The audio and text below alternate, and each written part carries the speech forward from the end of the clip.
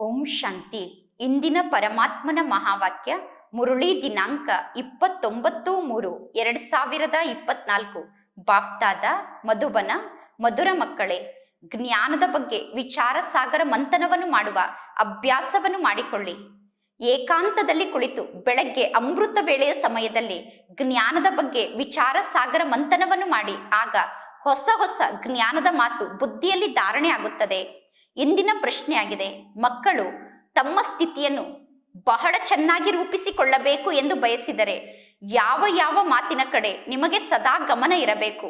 ಉತ್ತರ, first point, ಪರಮಾತ್ಮ ತಂದೆ ಎಷ್ಟೆಲ್ಲ ಜ್ಞಾನದ ಮಾತನ್ನು ತಿಳಿಸುತ್ತಿದ್ದಾರೋ ಅದೇ ಜ್ಞಾನದ ಮಾತನ್ನು ಕೇಳಬೇಕು. ಇನ್ನು ಈ ಜಗತ್ತಿನ ಯಾವ ಮಾತನ್ನು ನಾವೀಗ ಕೇಳಬಾರದು. ಸೆಕೆಂಡ್ ಪಾಯಿಂಟ್, ಕೆಟ್ಟವರ ಸಂಘದಿಂದ ಸ್ವಯಂವನ್ನು ಬಹಳಷ್ಟು ರಕ್ಷಣೆ ಮಾಡಿಕೊಳ್ಳಬೇಕು.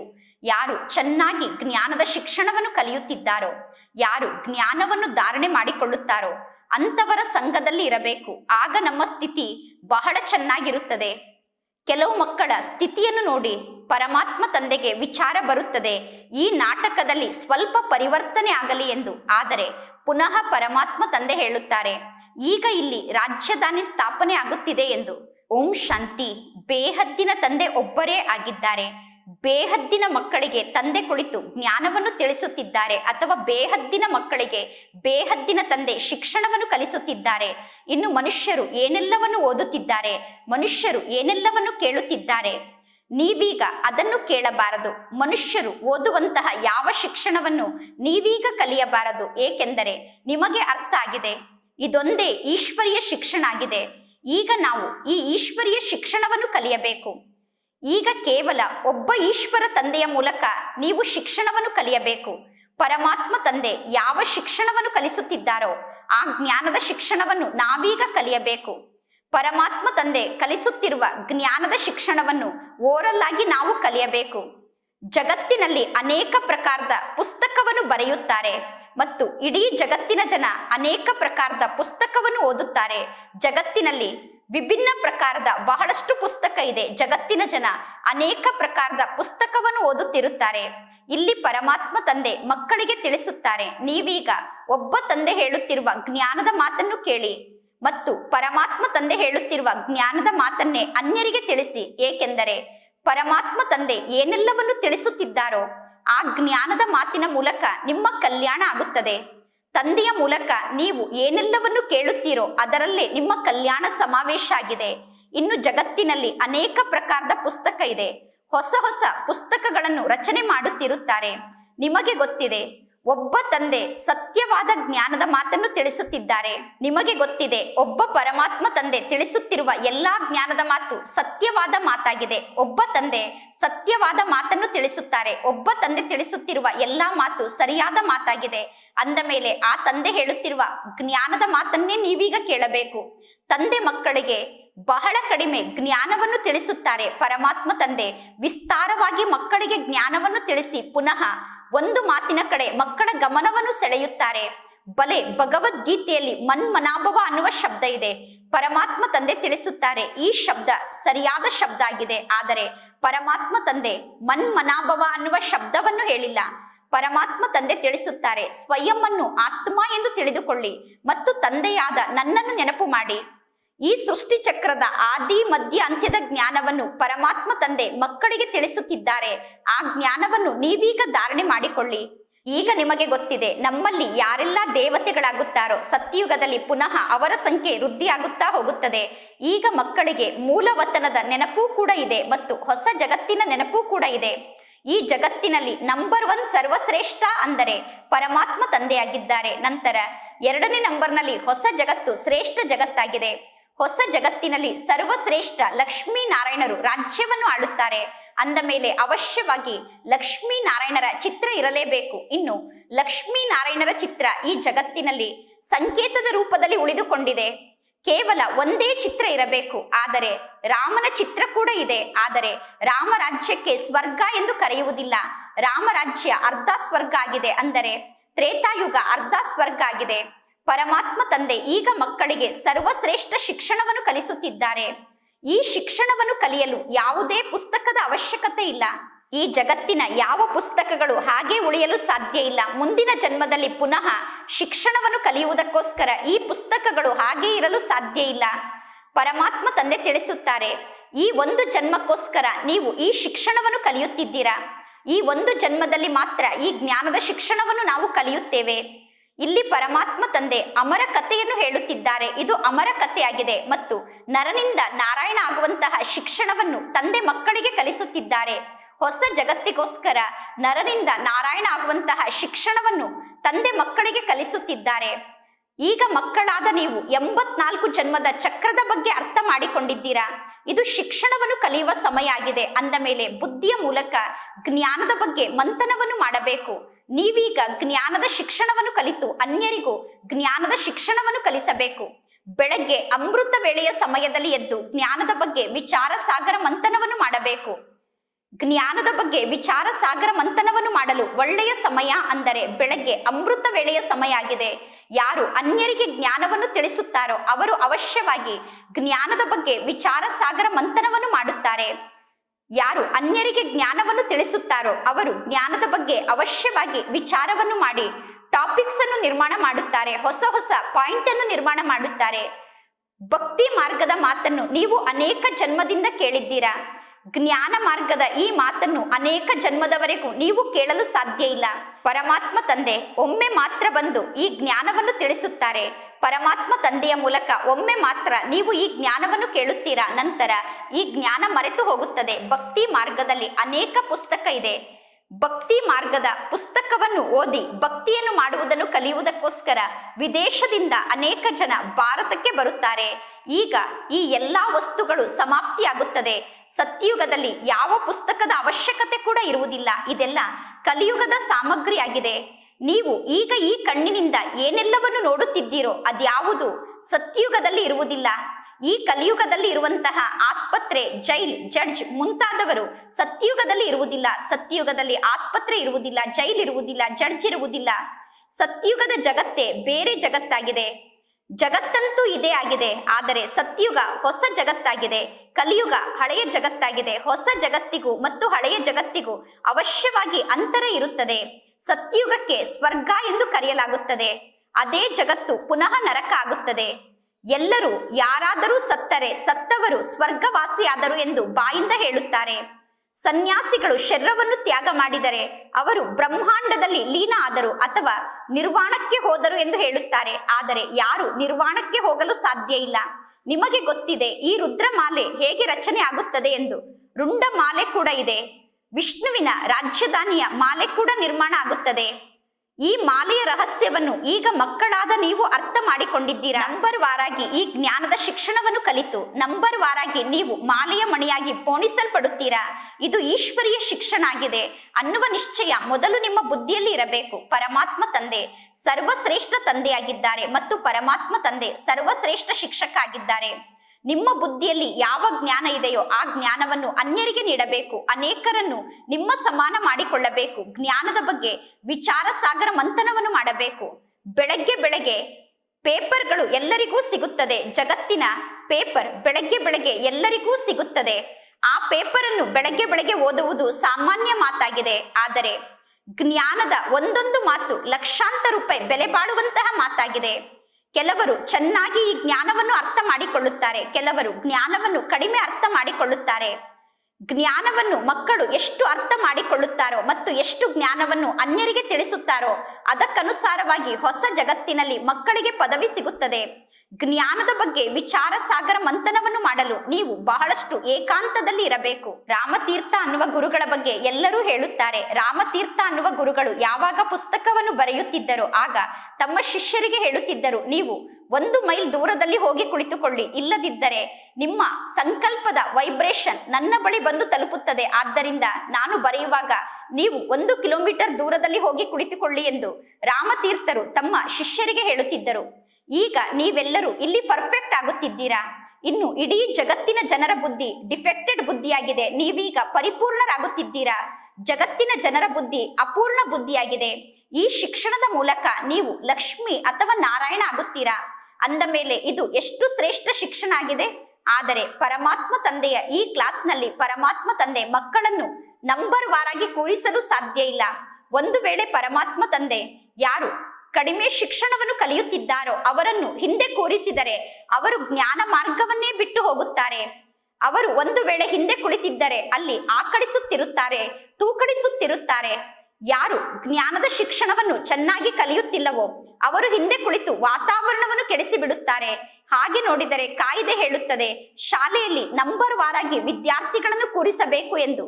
ಆದರೆ ಈ ಎಲ್ಲಾ ಮಾತು ಬೆಲ್ಲಕ್ಕೆ ಗೊತ್ತು, ಬೆಲ್ಲದ ಚೀಲಕ್ಕೆ ಗೊತ್ತು. ಅಂದರೆ ಈ ಎಲ್ಲಾ ಮಾತು ಶಿವತಂದೆಗೆ ಗೊತ್ತು ಮತ್ತು ಶಿವತಂದೆಯ ಬೆಲ್ಲದ ಚೀಲ ಆದಂತಹ ಬ್ರಹ್ಮ ತಂದೆಗೆ ಗೊತ್ತು. ಈ ಜ್ಞಾನ ಸರ್ವಶ್ರೇಷ್ಠ ಜ್ಞಾನ ಆಗಿದೆ. ಆದರೆ ಈ ಜ್ಞಾನದ ಕ್ಲಾಸ್ನಲ್ಲಿ ಪರಮಾತ್ಮ ತಂದೆ ಮಕ್ಕಳನ್ನು ನಂಬರ್ ವಾರಾಗಿ ಬೇರೆ ಬೇರೆ ಸ್ಥಾನದಲ್ಲಿ ಕೂರಿಸಲು ಸಾಧ್ಯ ಇಲ್ಲ. ವಾಸ್ತವದಲ್ಲಿ ಈ ಕ್ಲಾಸ್ನಲ್ಲಿ ನೀವೆಲ್ಲರೂ ಹೇಗೆ ಕುಳಿತುಕೊಳ್ಳಬೇಕು ಅಂದರೆ ಒಬ್ಬರ ಅಂಗ ಇನ್ನೊಬ್ಬರ ಅಂಗಕ್ಕೆ ತಾಕಬಾರದು. ಅಂದರೆ ನೀವೆಲ್ಲರೂ ಸ್ವಲ್ಪ ದೂರದಲ್ಲಿ ಕುಳಿತುಕೊಳ್ಳಬೇಕು. ಒಬ್ಬರ ಶರೀರ ಇನ್ನೊಬ್ಬರ ಶರೀರಕ್ಕೆ ತಾಕಬಾರದು. ಮೈಕ್ನ ಮೂಲಕ ದೂರದಲ್ಲಿ ಕುಳಿತಿದ್ದರೂ ಕೂಡ ನೀವು ಜ್ಞಾನದ ಶಬ್ದವನ್ನು ಕೇಳಿಸಿಕೊಳ್ಳಬಹುದು. ಪರಮಾತ್ಮ ತಂದೆ ತಿಳಿಸುತ್ತಾರೆ, ಈಗ ಈ ಜಗತ್ತಿನ ಯಾವ ಮಾತನ್ನು ನೀವು ಕೇಳಬೇಡಿ ಮತ್ತು ಈ ಜಗತ್ತಿನ ಯಾವ ಶಿಕ್ಷಣವನ್ನು ನೀವು ಕಲಿಯಬೇಡಿ. ನೀವೀಗ ಈ ಜಗತ್ತಿನ ವ್ಯಕ್ತಿಗಳ ಸಂಘವನ್ನು ಮಾಡಬೇಡಿ. ಯಾರು ಚೆನ್ನಾಗಿ ಜ್ಞಾನದ ಶಿಕ್ಷಣವನ್ನು ಕಲಿಯುತ್ತಿದ್ದಾರೋ ಅಂತವರ ಸಂಘದಲ್ಲಿ ನೀವು ಇರಬೇಕು. ಯಾರು ಚೆನ್ನಾಗಿ ಸೇವೆಯನ್ನು ಮಾಡುತ್ತಾರೋ ಅಂತವರ ಸಂಘದಲ್ಲಿ ನೀವು ಇರಬೇಕು. ಹೇಗೆ ಮ್ಯೂಸಿಯಂ ಮುಂತಾದದ್ದು ಇದೆ, ಅಲ್ಲಿ ಬಹಳ ತೀಕ್ಷ್ಣವಾಗಿ ಜ್ಞಾನವನ್ನು ಹೇಳುವಂತಹ ಯೋಗಯುಕ್ತವಾದ ಮಕ್ಕಳೇ ಇರಬೇಕು. ಇಲ್ಲಿ ಪರಮಾತ್ಮ ತಂದೆ ಮಕ್ಕಳಿಗೆ ತಿಳಿಸುತ್ತಾರೆ, ಈ ನಾಟಕ ಇದೇ ರೀತಿ ಮಾಡಲ್ಪಟ್ಟಿದೆ. ಕೆಲವೊಮ್ಮೆ ಬ್ರಹ್ಮ ತಂದೆ ವಿಚಾರವನ್ನು ಮಾಡುತ್ತಾರೆ, ಈ ನಾಟಕದಲ್ಲಿ ಸ್ವಲ್ಪ ಪರಿವರ್ತನೆ ಆಗಿಬಿಡಲಿ ಎಂದು. ಆದರೆ ಈ ನಾಟಕದಲ್ಲಿ ಸ್ವಲ್ಪ ಕೂಡ ಪರಿವರ್ತನೆ ಆಗಲು ಸಾಧ್ಯ ಇಲ್ಲ.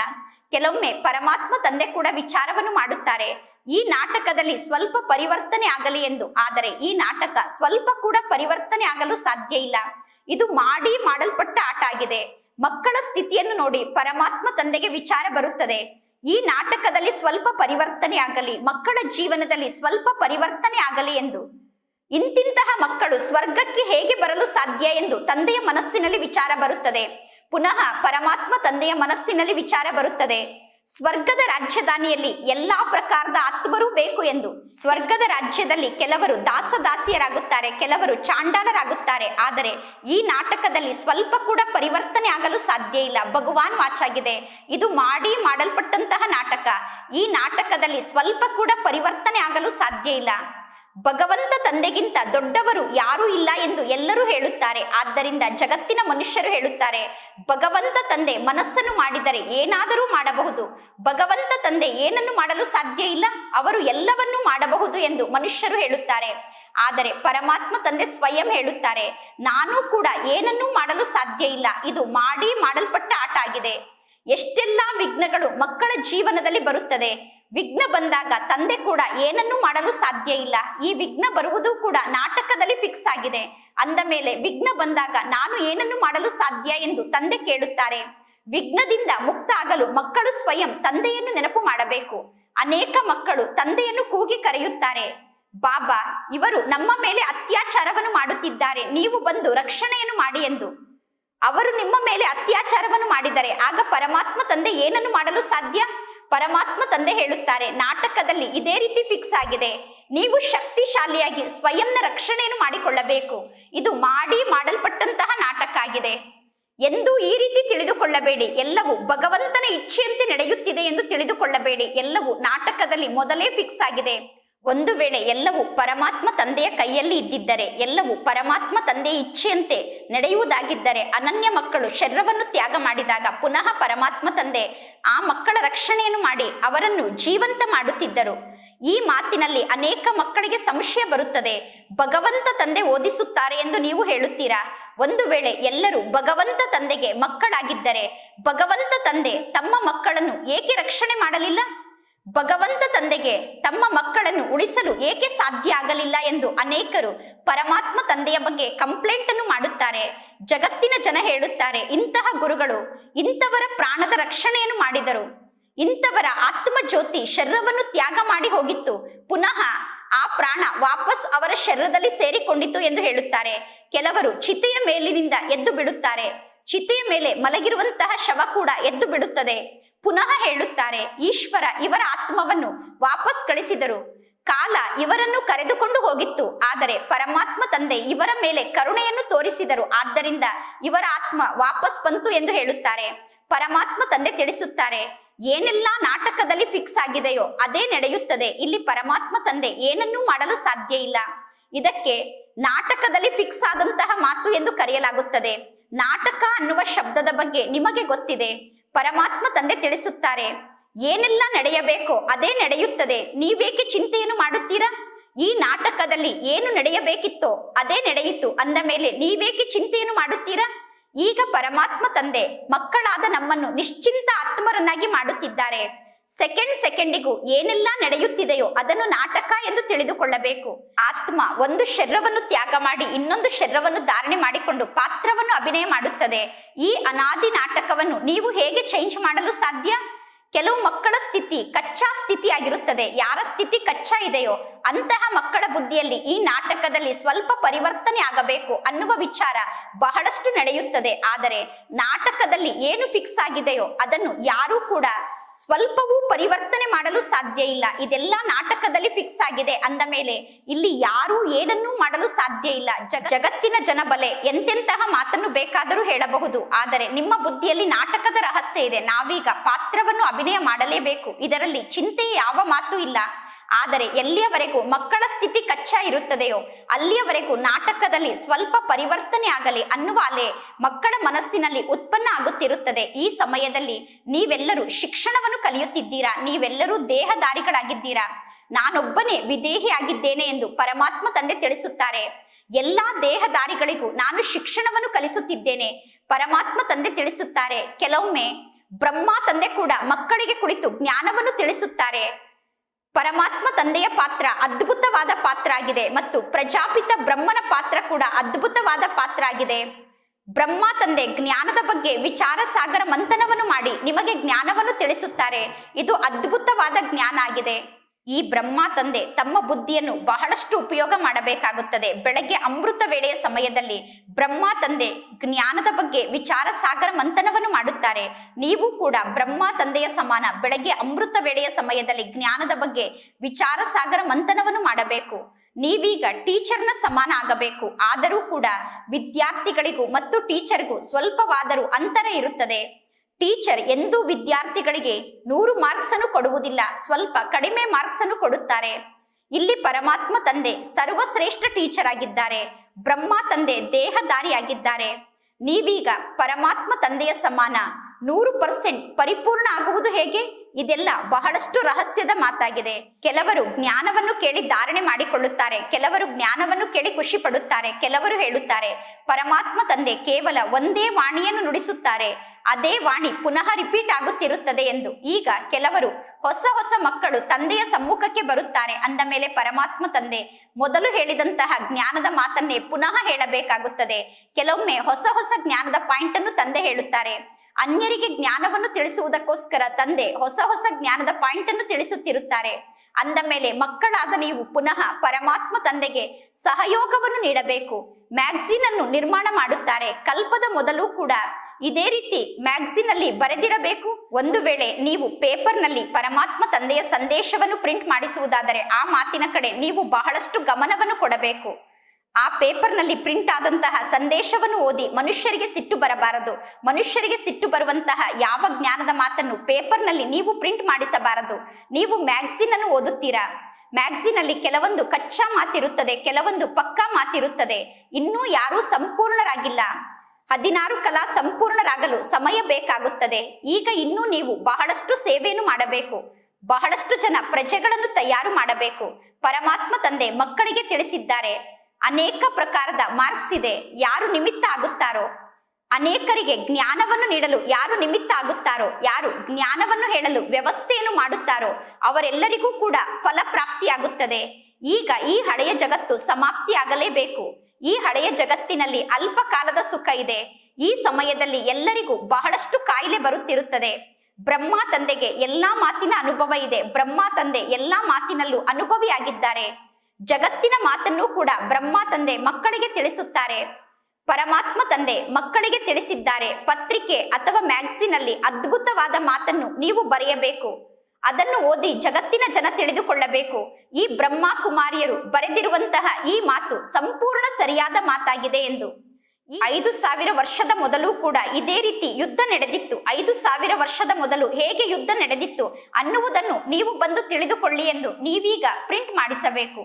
ಆಗ ನಿಮ್ಮ ಹೆಸರು ಜಗತ್ತಿನಲ್ಲಿ ಪ್ರಸಿದ್ಧ ಆಗುತ್ತದೆ. ಮನುಷ್ಯರು ನಿಮ್ಮ ಜ್ಞಾನವನ್ನು ಕೇಳಿ ಖುಷಿ ಪಡುತ್ತಾರೆ. ಇದು ಬಹಳ ದೊಡ್ಡ ಮಾತಾಗಿದೆ. ಆದರೆ ಈ ಜ್ಞಾನದ ಮಾತು ಮನುಷ್ಯರ ಬುದ್ಧಿಯಲ್ಲಿ ಧಾರಣೆ ಆದಾಗ ಮಾತ್ರ ಜ್ಞಾನದಿಂದ ಲಾಭ ಆಗುತ್ತದೆ. ಯಾರು ಜ್ಞಾನದ ಮಾತನ್ನು ಬರೆಯುತ್ತಾರೋ ಅವರು ಪುನಃ ಆ ಜ್ಞಾನದ ಮಾತನ್ನು ಅನ್ಯರಿಗೆ ತಿಳಿಸಬೇಕು. ಒಂದು ವೇಳೆ ನಿಮಗೆ ಅನ್ಯರಿಗೆ ಜ್ಞಾನವನ್ನು ತಿಳಿಸಲು ಸಾಧ್ಯ ಆಗದೇ ಇದ್ದರೆ ನೀವು ಜ್ಞಾನದ ಮಾತನ್ನು ಬರೆಯುವುದೂ ಇಲ್ಲ. ನಿಮಗೆ ಅನ್ಯರಿಗೆ ಜ್ಞಾನವನ್ನು ತಿಳಿಸಲು ಬರದೇ ಇದ್ದರೆ ನೀವು ಜ್ಞಾನದ ಪಾಯಿಂಟ್ ಅನ್ನು ಬರೆಯುವುದೂ ಇಲ್ಲ. ಒಳ್ಳೆಯದು. ಮಧುರಾತಿ ಮಧುರ ಅಗಲಿ ಹೋಗಿ ಮರಳಿ ಸಿಕ್ಕಿರುವ ಮಕ್ಕಳ ಪ್ರತಿ ಮಾತ್ಪಿತಾ ಬಾಪ್ತಾದರವರ ನೆನಪು, ಪ್ರೀತಿ ಹಾಗೂ ಸುಪ್ರಭಾತ. ಆತ್ಮಿಕ ಮಕ್ಕಳಿಗೆ ಆತ್ಮಿಕ ತಂದೆಯ ನಮಸ್ತೆ. ಆತ್ಮಿಕ ತಂದೆಗೆ ಆತ್ಮಿಕ ಮಕ್ಕಳ ನೆನಪು, ಪ್ರೀತಿ ಹಾಗೂ ನಮಸ್ತೆ ನಮಸ್ತೆ ನಮಸ್ತೆ. ಧಾರಣೆಗೋಸ್ಕರ ಮುಖ್ಯ ಸಾರ. ಫಸ್ಟ್ ಪಾಯಿಂಟ್, ಒಬ್ಬ ತಂದೆ ಏನೆಲ್ಲವನ್ನು ತಿಳಿಸುತ್ತಿದ್ದಾರೋ ಅದನ್ನೇ ಕೇಳಿ, ಅಥವಾ ಒಬ್ಬ ತಂದೆ ಏನೆಲ್ಲವನ್ನು ಓದಿಸುತ್ತಿದ್ದಾರೋ ಅದನ್ನೇ ಓದಿ. ಇನ್ನು ಈ ಜಗತ್ತಿನಲ್ಲಿ ನೀವು ಏನನ್ನೂ ಓದುವ ಅವಶ್ಯಕತೆ ಇಲ್ಲ. ಇನ್ನು ಈ ಜಗತ್ತಿನ ಯಾವ ಮಾತನ್ನು ನೀವು ಕೇಳುವ ಅವಶ್ಯಕತೆ ಇಲ್ಲ. ಕೆಟ್ಟವರ ಸಂಘದಿಂದ ಸ್ವಯಂವನ್ನು ಬಹಳಷ್ಟು ರಕ್ಷಣೆ ಮಾಡಿಕೊಳ್ಳಿ. ಸಂಘದಿಂದ ಸ್ವಯಂನ ರಕ್ಷಣೆಯನ್ನು ಮಾಡಿಕೊಳ್ಳಿ. ಬೆಳಗ್ಗೆ ಬೆಳಗ್ಗೆ ಏಕಾಂತದಲ್ಲಿ ಕುಳಿತು ಅಮೃತ ವೇಳೆಯ ಸಮಯದಲ್ಲಿ ಜ್ಞಾನದ ಬಗ್ಗೆ ವಿಚಾರ ಸಾಗರ ಮಂಥನವನ್ನು ಮಾಡಿ. ಸೆಕೆಂಡ್ ಪಾಯಿಂಟ್, ನಾಟಕದಲ್ಲಿ ಎಲ್ಲವೂ ಮೊದಲೇ ಫಿಕ್ಸ್ ಆಗಿದೆ ಅನ್ನುವ ಮಾತನ್ನು ಅರ್ಥ ಮಾಡಿಕೊಂಡು ಸದಾ ನಿಶ್ಚಿಂತರಾಗಿರಬೇಕು. ನಾಟಕದಲ್ಲಿ ಎಲ್ಲಾ ಮೊದಲೇ ಫಿಕ್ಸ್ ಆಗಿದೆ, ಆದ್ದರಿಂದ ನಾವು ಸದಾ ನಿಶ್ಚಿಂತರಾಗಿ ಇರಬೇಕು. ಎಂದೂ ಯಾವ ಮಾತಿನಲ್ಲೂ ನಮಗೆ ಸಂಶಯ ಬರಬಾರದು.